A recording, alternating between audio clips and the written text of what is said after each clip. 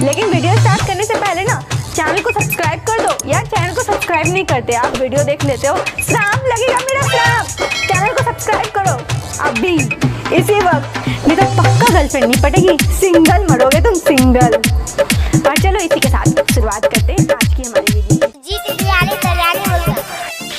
केतना लोग भइल तोहर दीवाना, के चिखइबू तू आपन खजाना, आपन खजाना, आपन खजाना।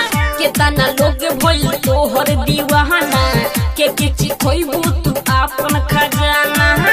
अब करत सब लोग अति हे कृति हमके बना ल तू पति, कोनो होई न छती। कृति हमके बना ल तू पति, कोनो होई न छती।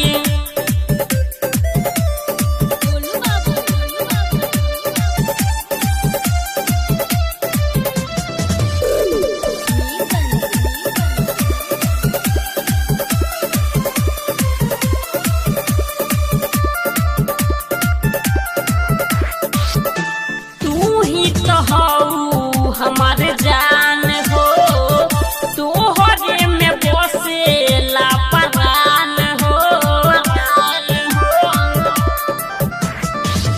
गोतिया तू मानो हेने आव हो, दिलवा के लाला सा पुराव हो। इज्जत कोइलो त जैसे कि लोटी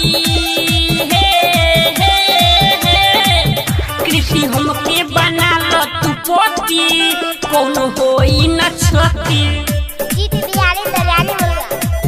कृति हमके बना ल तू पोती, कोनो होई न छती।